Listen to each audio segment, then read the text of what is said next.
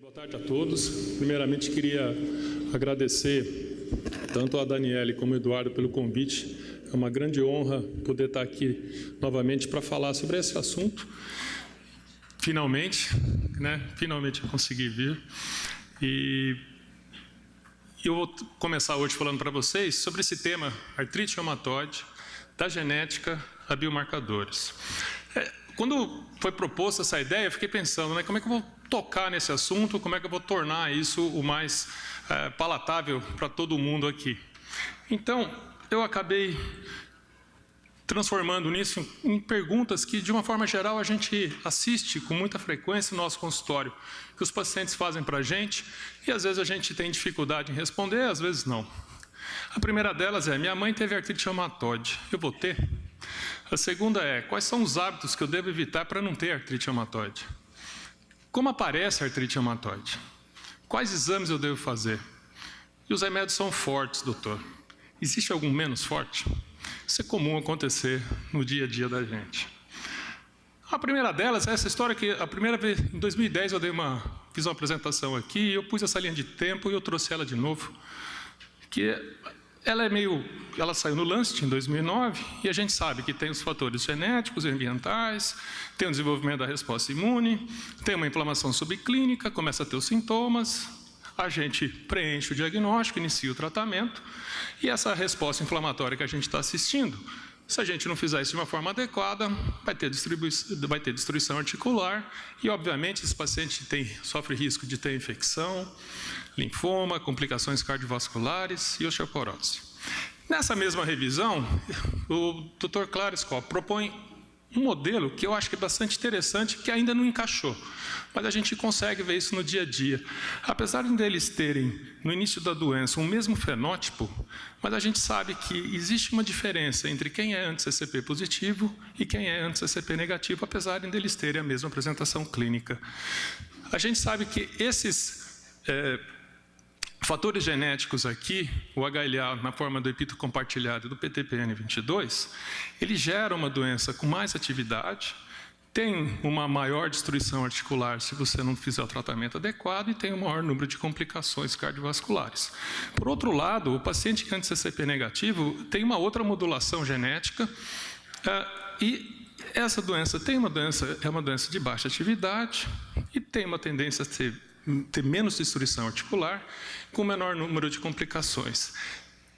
Em 2016, o Lancet atualiza essa linha e acrescenta mais algumas coisas nessa história. Além dos genes de susceptibilidade, os fatores ambientais, além do tabagismo, entra a história da periodontite, atuando sobre os microbiomas, tanto oral, como da mucosa brônquica, como no intestino. Adiciona a história das modificações epigenéticas e das modificações pós-translacionais. A mais conhecida é a citrulinização, mas a gente já sabe da carbamilação, acetilação, metilação e assim por diante. Isso leva a uma perda de tolerância, passa de uma sinovite assintomática, que começa a ter infiltrado celular, e isso evolui para uma sinovite sintomática. E aí vem essa história de alguns alelos, no fundo, o que ele pode fazer é isso, é contribuir para um estado de pró-doença. Obviamente, eles podem favorecer uma apresentação antigênica mais patológica, ativar mais célula T, ativar mais célula B e favorecer a produção de autoanticorpos. Aqui tem alguns exemplos de todos esses locos que podem gerar essa predisposição, mas o que importa aqui é isso aqui, e dentre eles, o único que realmente faz ter um risco de chance para desenvolver doença maior que 2,5 é o HLA. Depois vem o PTPN22 e depois todos os outros fatores. Todos os estudos que você pega, nenhum deles tem um odds ratio maior que 1,5. Ou seja, é uma salada, o único realmente que tem algum fator importante é o HLA. Por que isso? Porque ele tem limitação. Estudo genético tem limitação. São estudos de associação e não são estudos de causa e efeito. Estudos de associação só calcula risco. Ou seja, você não tem o que é que realmente está determinando e causando a doença. Não que eles não sejam válidos, eu fiz um monte, mas eu cheguei à conclusão que chega uma hora que a gente desiste um pouco deles porque falta um pouco de mecanismo de doença. Então, essa interação que a gente está cansado, até trouxe esse slide, que é um slide já antigo, desde 2001, eu trabalho com ele, que mostra essa interação um pouco melhor entre fatores ambientais, no caso o tabagismo, fatores genéticos e a alteração no sistema imunitário. Então, eu vou mostrar, numa primeira fase, os estudos de associação entre HLA, anti-CCP e tabagismo. A primeira conclusão que é importante, que indivíduos com artrite reumatoide que possuem um epítopo compartilhado, eles têm uma frequência maior de anti-CCP positivo. A gente pode ver aqui nesse trabalho, esse trabalho foi um trabalho que eu fiz em conjunto com o pessoal da Unicamp, com o Manuel Bertolo, e a gente vê que os pacientes que têm o HLA de predisposição, eles têm uma frequência maior de anti-CCP daqueles que não possuem, e tem um odds ratio de 2,2. Um outro grupo, também do Geraldo Castelar e do Luiz Eduardo Coelho Andrade, eles fizeram esse estudo com um número maior de pacientes e obtiveram a mesma conclusão. No fundo, o que a gente viu, até mesmo na palestra anterior da professora Silvia, o tabagismo, principalmente se você tiver sobração da PAD4, ele aumenta a citronização de proteínas, isso é um fator de risco para o desenvolvimento da AR e, consequentemente, produção de anticorpos contra proteínas citrulinadas. Nesse outro trabalho, que é o trabalho do doutorado do René, ele fez a avaliação de tabagismo anti-CCP e HLA, e é interessante que a frequência do anti-CCP é maior em quem fuma, mas principalmente em quem tem o HLA. Quem não tem o HLA, a frequência é quase igual, ou não tem muita diferença entre quem fuma e quem não fuma. O Michel Sbeck, na Unicamp, orientado pelo Manuel Bertolo, obteve o mesmo resultado. Então, são grupos, aqui no caso, foram distintos, mas a gente obteve mesmos resultados. Então, concluindo isso, a gente sabe que o tabagismo aumenta o risco para a ocorrência de anticorpos anti-ACPA ou anti-CCP somente em indivíduos que têm artrite reumatoide e que apresentam a predisposição genética. Então, a gente consegue ver aqui claramente a interação entre ambiente, autoimunidade e a genética. Então, voltando àquela primeira pergunta, né? Minha mãe teve AR, eu vou ter? Existe um risco maior, especialmente se a pessoa possuir esse epítopo compartilhado e fumar. Então, isso é uma informação que acho que serve para a gente utilizar no dia a dia nosso. Voltando a essa história da poluição, né? Isso é um dado que também é muito importante. O início da imunidade associada à artrite reumatoide começa no pulmão. E, obviamente, que acontece a citronização, e se você tiver o gene de susceptibilidade, você tem o risco de fazer anticorpo anti-CCP. Aí vem a segunda... Vou pegar uma aguinha aqui. Essa pergunta que eu acho que é importante, que foi o que o Paulinho começou a falar, e eu comecei a falar assim, eu acho que vale a pena considerar o seguinte. Qual é o mecanismo envolvendo tabagismo e artrite reumatoide? Então, nós fizemos a seguinte hipótese. A fumaça do cigarro contém hidrocarbonetos aromáticos e as células TH17 possuem esses receptores para hidrocarbonetos aqui, que a gente chama de receptores ARILA. E a hipótese foi, se a ativação de TH17 na R inicial seria via receptores ARILA, poderia ser, né, essa ativação de TH17 via receptor ARILA, induzido por hidrocarboneto aromático presente na fumaça do cigarro. O que são esses receptores ARILAs? Isso é mais ou menos o que o Paulo estava tentando dizer, mas faltou comentar que a gente tem esses receptores. E esse receptor ARILA, ele funciona como um sensor contra ligante exógeno, especialmente aquilo que vem de poluição. E ele interliga o sistema imunitário com os expositores exógenos e endógenos. E se você tiver uma exposição prolongada, você pode levar tanto a doenças como autoimunidade, como neoplasia. Isso, por exemplo, é um dos mecanismos também de CA de pulmão. E aí a hipótese, então, seria o hidrocarboneto de cigarro, ativando o receptor ARILA, ativando TH17, fibroblasto, macrófago e osteoclasto.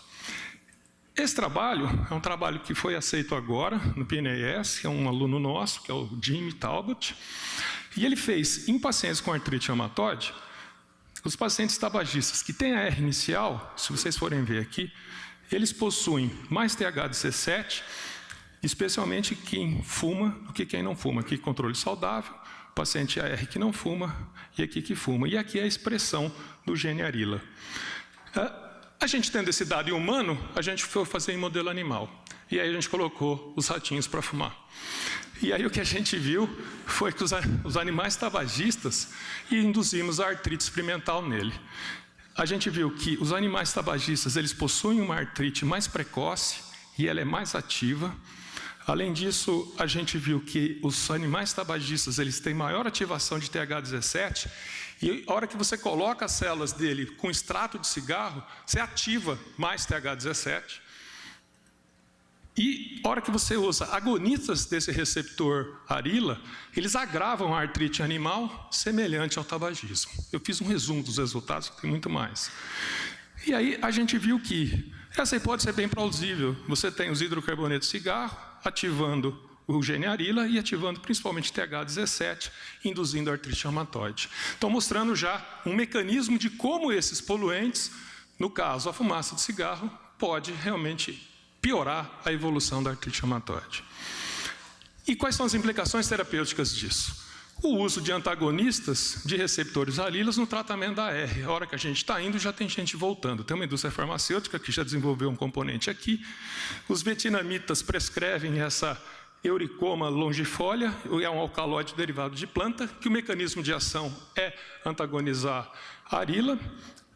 Tem a alfa-naftoflavona, mas uma boa notícia é que o resveratrol, que é presente no vinho, tá certo? Essa é uma boa notícia. A gente não precisa tomar remédio, né? Pode ser, tem uma ação baseada nisso, de bloquear o receptor arila. Então, quais os hábitos que eu devo evitar para não ter artrite reumatoide? Não fumar em qualquer fase da doença, ingestão moderada de vinho pode ser benéfica, tá?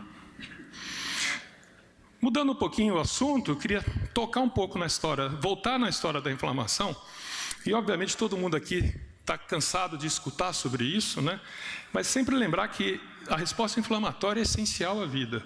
E os sistemas que regulam o processo inflamatório é evolutivamente preservado, desde planária até mamífero, inflama quase sempre do mesmo mecanismo. É muito interessante isso. O que eu quero chamar a atenção aqui não é sobre o pró-inflamatório, mas é sobre a resolução da inflamação. Isso é novo e isso vai revolucionar o tratamento. Vocês vão ver por que eu estou falando isso. A resposta inflamatória ela é limitada em espaço e tempo, né? E, obviamente, se ela estiver desregulada e prolongada, ela vai comprometer outros tecidos. E a gente tem que saber como é que se resolve a inflamação. Então, um conceito que eu fiquei bastante interessado nesses últimos tempos, e esse diagrama aqui responde muito bem. A hora que você está trabalhando com inflamação e resolução. Então, obviamente, se você está trabalhando com uma resposta equilibrada, a fase inicial da inflamação acontece e ela entra em resolução, e isso gera uma proteção tecidual. Porém, se você tiver uma resposta excessiva, e essa resposta excessiva não ser resolvida ou demorar para ser resolvida, ela pode gerar lesão tecidual.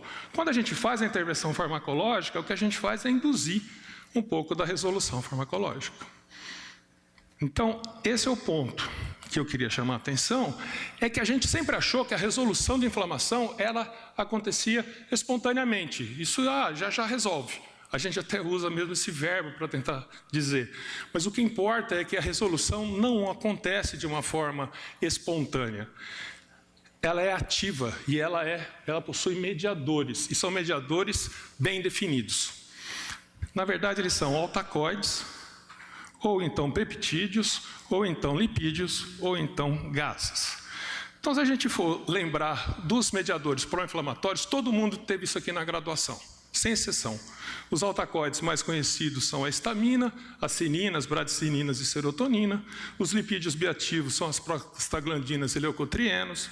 Os peptídeos, as citocinas e o complemento. E os gases, o óxido nítrico. A hora que você olha os pró-resolutivos, eles também têm as mesmas classes. São altacoides, lipídios, peptídeos e gases. Só que é o que muda. Nos altacoides a gente tem a adenosina. Nos lipídios tem alguns nomes interessantes aqui, lipoxina, resolvina, protectina e maresina. Nos peptídeos a gente tem a nexina 1, a galectina e o ACTH, e nos gases o sulfeto e o monóxido de carbono. Aí eu fiquei doido quando eu vi isso aqui. Essa revisão, se alguém não pegou para ler, leia. Está na Nature Review Rheumatology 2017. É do Mauro Perretti, da Universidade de Londres. Os remédios que a gente usa, vários, são indutores de mediadores pré-resolutivos. O corticoide induz anexina 1, o metrexate induz adenosina. As estatinas induz todas os lipídios, a lipoxina, a resolvina, a protectina e a maresina. E o AS em baixa dose induz lipoxina e resolvina. Isso mudou um pouco. Só para vocês lembrarem, vocês devem ter lembrado que o corticoide induzia a lipocortina. A lipocortina é o nome velho da anexina 1. Tá? Então, na hora que a gente está vendo a resolução inflamatória, você tem a lesão com o agente invasor, as células residentes, vai ter indução da resposta inflamatória, basicamente mediada por neutrófilo. Esse ponto é importante, que o neutrófilo é uma célula muito importante no desenvolvimento da artrite reumatoide e sempre foi negligenciado, porque achou que sempre neutrófilo é doença só para gota, mas o neutrófilo é muito importante na R. E à medida que você tem essa liberação, né, você vai ter essa síntese de liberadores com atividade anti-inflamatória obviamente pró-resolutiva. E isso vai induzir uma inibição em neutrófilo e também em macrófago. Aqui, para ver melhor, todos esses mecanismos aqui, tem um outro aqui que está um pouco melhor, é mais fácil de ver. Então, essa resolução da inflamação, que você tem redução de migração de neutrófilo, aumento de recrutamento de monócito, indução de apoptose de neutrófilo, esse fenômeno aqui, eferocitose, é um fenômeno que está sendo muito estudado, que é a fagocitose por monócito ou macrófago de neutrófilo em apoptose, certo? O drive do macrófago de perfil inflamatório para o perfil anti-inflamatório e também a indução de Treg. Tudo isso, eu vou chamar a atenção de vocês aqui, olha, de duas moléculas. A adenosina está aqui e a anexina 1 está aqui. Aqui tem a anexina 1. Toda vez que eu estou falando de anexina, eu estou falando de corticóide. Toda vez que eu estou falando de adenosina, eu estou falando de metrexato. Então, vocês vejam que essas medicações, elas fazem indução de resolução de inflamação de uma forma muito mais clara do que a gente imaginava. E eu não estou falando de nada novo, estou só explicando como é que os remédios velhos continuam sendo bons e por que eles são bons. Então, para acabar essa história, a hora que você faz isso, você induz a resolução, que é a limpeza, você limita a lesão tecidual, impedindo a progressão da inflamação e, obviamente, restabelece a homeostase do sistema. E isso é uma outra, esse cartoon que está aqui, também é muito bom, que ele mostra tudo aquilo que a gente faz, que é a farmacologia anti-inflamatória, né, que são os remédios que a gente usa aqui, que não vou citar, que vocês conhecem todos. As ações são de inibição de síntese de prostaglandina, bloqueio de citocina.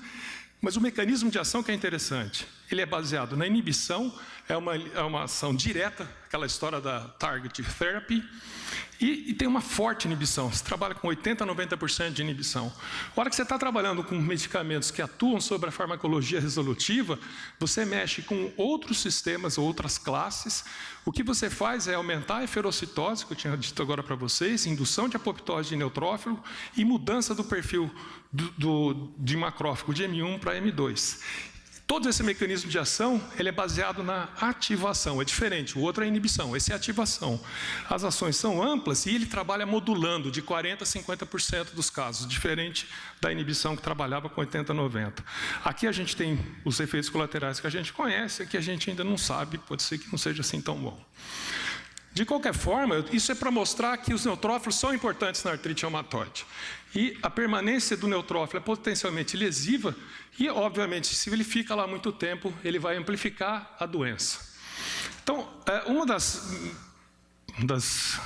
dos mecanismos, né, é que o neutrófilo induz os ROS, né, e a permanência dessas atividades dos radicais livres de oxigênio, eles podem levar a lesões de estruturas moleculares importantes e isso pode exacerbar as espécies reativas de oxigênio, mediador pré-inflamatório e piorar a artrite reumatoide. Então, esse é o trabalho que a gente desenvolveu do Gustavo Martelli, E o princípio desse trabalho basicamente foi o seguinte: avaliar se a hiperreatividade dos neutrófilos estava associada com o estresse oxidativo e, consequentemente, lesão do DNA. A gente usou o ensaio do cometa para ver isso. E a outra coisa foi avaliar se esse estresse oxidativo dos neutrófilos podia ser influenciado pelo background genético, pela atividade da doença e pela resposta ao tratamento. Então, tentando interligar aquela conversa que a gente estava falando lá no anterior, que era um pouco mais estática. Então, a hora que a gente vê a lesão do DNA de neutrófilo, vocês vejam que a doença ativa lesa muito mais DNA do que a doença em baixa atividade, e à medida que a doença aumenta a atividade da doença, a lesão do DNA também aumenta. À medida que aqui tem os pacientes saudáveis, aqui o paciente com a doença ativa sem medicação, aqui é o grau de lesão de DNA, e à medida que você vai estabelecendo o tratamento, até chegar uma hora que você consegue induzir remissão, aqui no caso foi com metrexato mais infliximab, vocês vejam que a lesão de DNA vai caindo. Então, até mesmo um mecanismo de ação que depende de você controlar essa lesão do DNA do neutrófilo. E esse dado aqui que eu acho sensacional. Porque aqui você pegou 3 grupos de pacientes, onde você tinha os pacientes que não têm aquele background genético, ele está XX aqui. Aqui é o paciente que tem heterozigose para o epítopo compartilhado, e esse aqui que tem homozigose. Vejam que quem não tem o background genético tem um grau de destruição de DNA que é menor, quase a metade, né? Daquele que tem em homozigose, e o heterozigoto é intermediário, mostrando claramente aí a genética modulando também o grau de atividade. E obviamente que quanto mais lesão de DNA você tem, mais produção de radical livre de oxigênio. Então, aqui, em conclusão desse trabalho, foi que o aumento do burst oxidativo de neutrólitos se correlaciona com uma maior lesão de DNA e com maior atividade da doença, especialmente nos indivíduos portadores de HLA de suscetibilidade. Então, levar em conta isso talvez fosse um pouco mais importante do que a gente estava imaginando, né? Então, obviamente que a hora que você bloquear isso, o uso de antioxidantes pode ser benéfico aos pacientes com AR. Aqui, voltando àquela pergunta dos hábitos, talvez a suplementação alimentar com alimentos antioxidantes pode ser benéfica para os pacientes. Voltando à história dos neutrófilos, vocês vejam que hoje a indústria farmacêutica, ou as pesquisas, vamos dizer assim, eles estão focando em neutrófilos em todas essas fases aqui do neutrófilo. Mas eu vou considerar só essa primeira aqui, que é o decréscimo na produção de mediadores e no recrutamento de células inflamatórias. Então, esse é o trabalho que é do aluno meu aqui, que é do Jimmy, que a gente publicou em 2015 no Arthritis. Ele, basicamente, eu vou ser bem resumido com ele, ele avaliou o CCR2, e esse receptor aqui, ele participa na lesão inicial da AR e pode ser um possível alvo terapêutico na AR inicial. O que ele viu, basicamente, em pacientes é que, se vocês pegarem controles saudáveis e nos pacientes com artrite reumatoide, eles têm uma expressão muito grande desse receptor do CCR2 que geralmente está presente em monócitos. Quem ativa isso é a CCL2. O CCL2 é o nome novo do MCP1, né? Que antes era uma coisa que só estava relacionada com o monócito, mas quando o neutrófilo fica ativo, ele aparece ter esse receptor, ele expressa esse receptor. E isso é importante no desenvolvimento da doença. Eu estou resumindo bem aqui, mas teve já uma tentativa no passado de usar bloqueios desse receptor CCR2. E aí vem um ponto aqui que é importante. Quando eles usaram esses bloqueadores de CCL2, que são anticorpos monoclonais, eles fizeram esses estudos em 2006 e 2008. Isso aqui é do grupo do Paul Peter Tak. E ambos não conseguiram obter bons resultados. O ponto foi que o que eles usaram foram pacientes que tinham médias de tempo de doença acima de 7 anos. E isso é um problema, porque a hora que você... essa participação do CCR2, ela só é importante nos pacientes com AR inicial, pelo menos com menos de 2 anos de doença. Então, se isso vai ser um bom foco, um bom alvo terapêutico, eu não sei, mas usar estudos para bloquear a ação de neutrófilo em pacientes que têm mais de 2 anos de doença é perda de tempo. Então, isso é um ponto que é importante também, a gente saber aonde você está trabalhando. Isso aqui não é para acordar vocês, isso aqui é o nome de uma substância, certo? Chama alarmina. E acho que alguns de vocês já viram falar, mas isso aqui é importante, que é outro alvo que é essencial agora para entender a doença. As alarminas, elas participam tanto da artrite crônica como da resolução do processo inflamatório. E o que elas são? Elas também eram conhecidas como DAMPs. E elas são moléculas derivadas da resposta imune inata e que determinam uma sinalização pró-inflamatória via esses PRR, que são receptores de reconhecimento padrão. O que eles fazem? Eles recrutam células, eles aumentam a resposta imune adaptativa, então você faz uma integração entre a resposta imune inata com a resposta imune adaptativa, e por fim, você amplifica a inflamação. Existem um monte de substâncias. O que é importante lembrar a vocês que o ácido úrico é uma alarmina, é um DAMP. Tá? Essas proteínas S100, que não vai ter tempo de eu falar isso, elas também são importantes, e a IL-33 também é uma alarmina. Então, a hora que a gente foi ver, a gente vê que o neutrófilo produz IL-33 e que em pacientes com artrite reumatoide, os níveis de IL-33 estavam altos. E a gente fez esse trabalho aqui, a gente publicou no Annals of Rheumatic Disease em 2010, onde a gente viu que a IL-33, ela induz a migração de neutrófilo e é alvo da terapia bloqueador de TNF. Então, nós propusemos aqui como a IL-33 orquestra a migração de neutrófilo na R, eu não vou ter tempo para discorrer sobre isso, mas mostrar como o resultado principal desse artigo foi que os pacientes com a R ativa e que, mesmo usando o metrexato, eles estavam com a doença descontrolada, eles tinham um nível muito grande de IL-33. A hora que a gente conseguiu controlar a doença, combinando o MTX com o infliximab, e o paciente respondeu, os níveis de IL-33 despencaram quase a nível do normal. Ou seja, a gente está mostrando que outros alvos são importantes do que a gente só ficar trabalhando com aqueles habituais que vocês estão acostumados a escutar por aí. Por fim, além de trabalhar com as alarminas, a gente está também trabalhando com os receptores dessas alarminas. Eu não vou falar de nenhum desses três, mas um desses receptores vocês já devem ter ouvido falar, que é o Toll-like receptor, mas aonde eu não vou concentrar minha apresentação é sobre os receptores NOD. Então, esses NODs, eles são receptores de alarminas. E a gente viu em modelo animal que a ativação desse receptor NOD, ele regula o eixo da IL-17 e contribui para o desenvolvimento da artrite experimental. Quando a gente obteve esse resultado, vamos ver em humano. E aí, em humano, a gente viu a mesma coisa, que o NOD ativa uma resposta imune dependente de IL-17 nos pacientes com AR. Esse é o trabalho do Rafael, o outro foi do Silvio. E, resumidamente, o trabalho do NOD, eles mostraram que as células mononucleares de sangue e líquido sinovial com AR, eles apresentavam uma elevada expressão de NOD2, aqui é OA, aqui é AR, tanto em sangue periférico como no líquido sinovial, e o TNF aumentava a expressão do NOD2. E outras alarminas que são importantes, que eu não comentei, é que peptidoglicana, aquilo que, ou seja, resíduo de cartilagem, funciona como alarmina e ativa o sistema.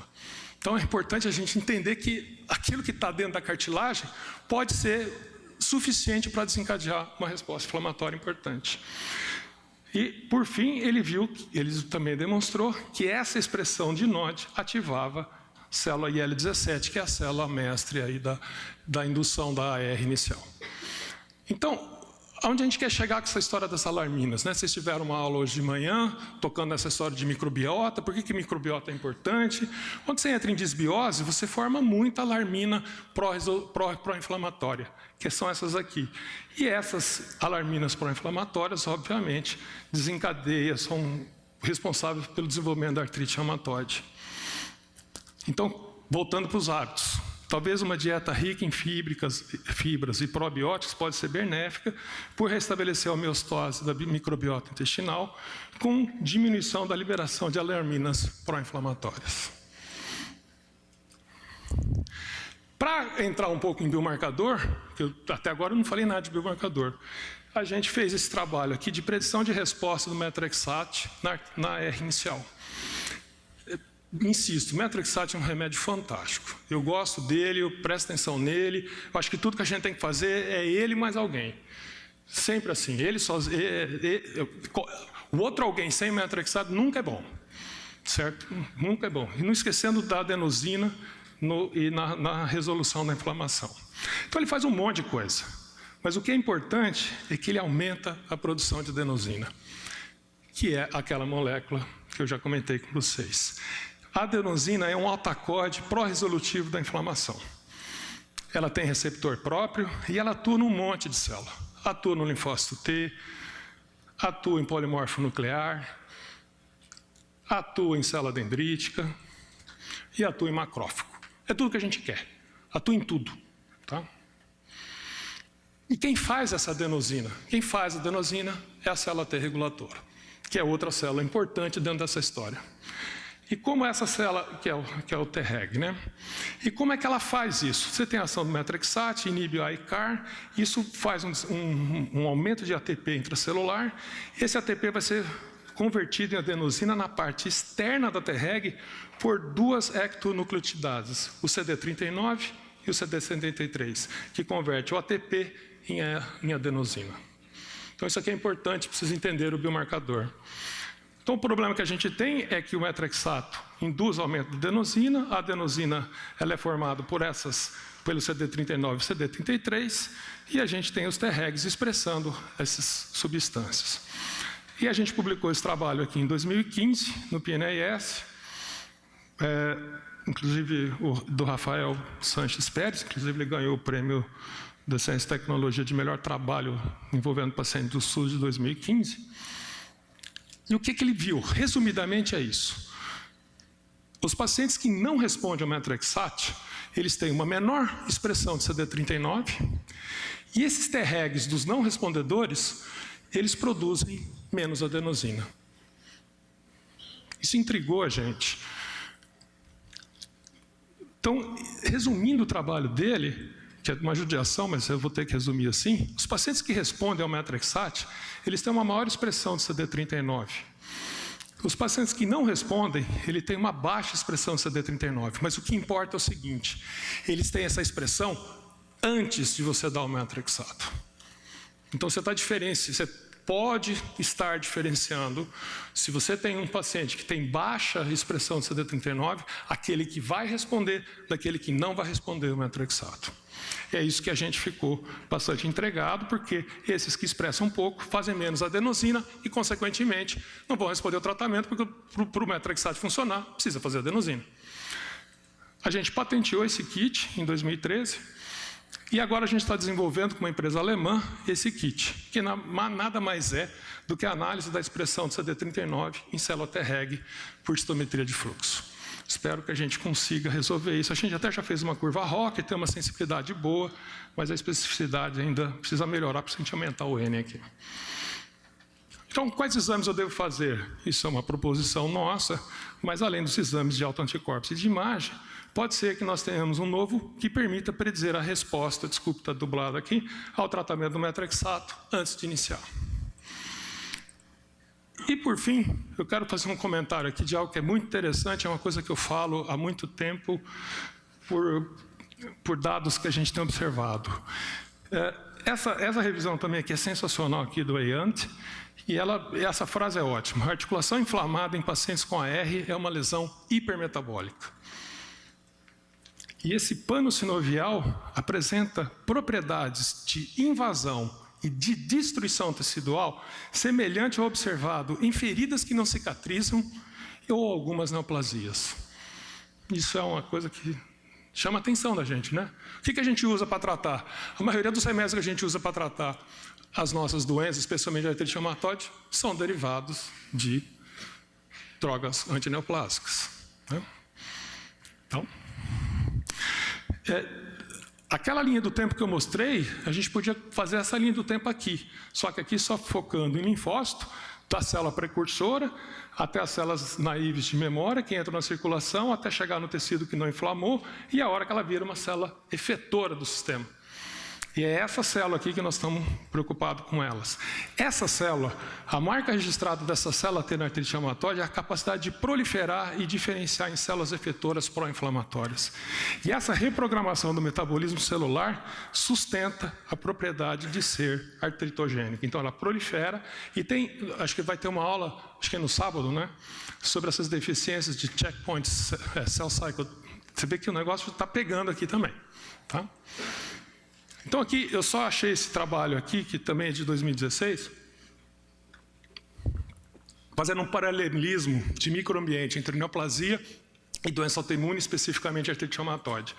Vocês vejam que neoplasia, no caso aqui a neoplasia foi CA de mama, é um tecido extremamente hipóxico, trabalha com quase zero de oxigênio. Como é que você pode ter um tecido que trabalha com quase zero e tem uma alta taxa de proliferação? Alguma coisa essa célula fez no metabolismo dela que ela consegue trabalhar com quase zero de O2. Ou seja, ela faz algum desvio metabólico que torna ela capaz de se proliferar sem oxigênio. E a hora que você olha a sinóvia da artrite reumatoide, essa hipóxia você também se encontra lá. Tá? Não é do mesmo nível, mas você trabalha com hipótese na sinóvia em torno de 40 a 70, aí na artrite reumatoide você é 18 a 24. E tem as citocinas, macrófagos, neutrófilos, não vou entrar nisso. Só para falar essa história da hipóxia, que eu acho que é importante para vocês entenderem. Então isso faz uma reprogramação metabólica na célula. A célula é reprogramada. Aquela via clássica para fazer a produção de energia a partir de glicose é totalmente alterada. E essa redução na atividade glicolítica, então o que você vê na célula TNAR? Tem uma redução da atividade glicolítica, e uma outra coisa que ela faz, é, em vez de ela fazer o processamento de energia pela glicolítica, ela faz um desvio para shunt das pentoses. Eu sei que a gente nem lembra mais disso, teve em bioquímica há muito tempo atrás, mas acreditem, ainda existe. E esse shunt para pentose, o que ela faz em termos funcionalmente? Ela cria um bypass da fase G2 para a fase M do ciclo celular, levando a uma hiperproliferação. Essa conversão da célula T naive para de memória faz uma hiperprogramação de célula T e faz uma invasão tecidual de célula T. Isso é muito interessante. Então, essa célula T artritogênica, ela desvia a produção da energia, que seria pela via glicolítica, para a via das pentoses, e ela para nessa fase aqui. Ela não consegue descer daqui para baixo na frutose 6-bifosfato. Vocês vão entender por que eu estou chamando a atenção de vocês para essa frutose 6-bifosfato. Então, a pergunta que a gente fez foi: o restabelecimento da via glicolítica poderia ser uma opção terapêutica na R? E a gente fez esse trabalho aqui, que a gente publicou em 2015 no Scientific Reports. O que a gente fez foi usar a frutose 6-bifosfato. O trabalho que o Flávio, que foi o autor principal, ele mostrou que você atenua a artrite experimental por aumento da adenosina e desvio das vias da pentose para a glicolítica. Então aqui uma foto, o trabalho é enorme também, mas só mostrando aqui a artrite do ratinho normal. A hora que você dá a frutose 6-bifosfato, isso aqui tem uma redução de mais de 70%. Então você tem uma redução do edema articular só dando frutose 6-bifosfato no paciente, no ratinho. E aí a hora que você faz as medições, reduz TNF, reduz IL6, aumenta IL10 e aumenta a adenosina. Aí a gente está pensando em começar a fazer um trial clínico disso, né, administrando frutose 6-bifosfato com terapia coadjuvante a metrexato. A gente faz o metrexato e vai adicionar. A frutose é um açúcar. Tá? Então os remédios são fortes, existe algum menos forte? Talvez a suplementação da frutose 6-bifosfato, em conjunto com o MTX, pode ser uma terapia adjuvante na artrite reumatoide. E aí vem essa pergunta aqui, que é de deixar a gente doido, né? Como aparece a artrite reumatoide? Então a minha resposta, sincera, é essa. Nós não sabemos ao certo, mas estamos trabalhando para isso. Tá? É isso que dá para falar. Então, em termos de perspectiva, esse aqui é meu último slide, o uso de biomarcadores de resolução da inflamação para avaliar a eficácia terapêutica parece ser uma coisa boa da gente começar a pensar em biomarcador de resolução e não de pró-inflamatório. Uma vai ser essas proteínas S100, que já tem bastante coisa sobre isso, e a outra talvez seja o uso de medicações que favoreçam mais o processo resolutivo da inflamação, isoladamente ou em combinação com os anti-pró-inflamatórios, que ela trabalha mais com o conceito de mais ativar e menos inibir. Bom, aqui eu queria agradecer a todos os alunos que participaram desses trabalhos que a gente fez, agradecer ao nosso grupo, que é coordenado pelo professor Fernando Cunha, lamentar o falecimento do nosso professor Sérgio Ferreira ano passado, foi muito triste para a gente, o Zeca, o Tiago, o Valdiceu que está na Universidade de Londrina, o Flávio Amaral e o Mauro Teixeira da UFMG, o professor Marquines e o professor Fulio da Universidade de Glasgow, que ajudou a gente naquele trabalho do Annals, e, obviamente, as instituições que suportaram todos esses trabalhos. Muito obrigado.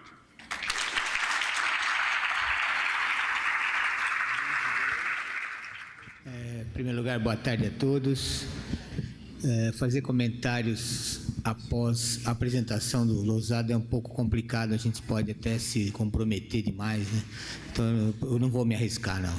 Eu só quero dizer que cada vez que eu assisto uma apresentação dele, eu fico mais impressionado, e hoje não foi diferente. A bagagem que ele tem, o avanço que ele tem, talvez seja uma das pessoas que mais representa esse evento que a gente faz, né? De encontro avançado em reumatologia, de tanta novidade que ele mostra, de tanta perspectiva que ele apresenta. Então, só tenho que parabenizá-lo pela brilhante apresentação. O único comentário, e aliás já varia uma pergunta, depois eu abro para todo mundo, é em relação à ativação do TH17. Pelo que eu entendi, a ativação não passa pelo eixo da IL-23, seriam outros estímulos. E você acha que a IL-23 poderia ser uma alarmina também em outras condições imunológicas? Por exemplo, artrite imunológica nem tanto, mas de resposta inflamatória, como no caso da espondilite, da artrite psoriásica? Essa é uma pergunta muito complicada. Na verdade, para ela ser alarmina, ela teria que atuar sobre algum desses receptores de reconhecimento padrão, que eu não tenho certeza se ela faz esse tipo de ação. Mas o processo de ativação de TH17, que a gente vê na artrite reumatoide, passa por esse processo de uma forma muito mais clara do que a gente vê, por exemplo, em artrite psoriásica. Eu não mostrei, obviamente que o dado é em conjunto, mas tem o pessoal que trabalha com essas alarminas em artrite psoriásica e em psoríase, mostrando essas proteínas S100 sendo assim altamente expressa, tanto na pele, né, dos pacientes que têm psoríase. Então, o que falta, eu acho, é a gente concentrar mais nessa comunicação entre a resposta imune inata e a resposta imune adquirida. Parece que a gente considera assim, não, o linfócito T ficou desbalanceado, ele ficou autorreativo, ele começou a proliferar e o resto não importa para trás o que aconteceu. Não é bem assim. Não é bem assim. A gente tem que considerar a participação de neutrófilo e como esse neutrófilo foi ativado e como esse neutrófilo desenvolve para frente a resposta. Perfeito. Tem aqui uma pergunta. Dani, primeiro.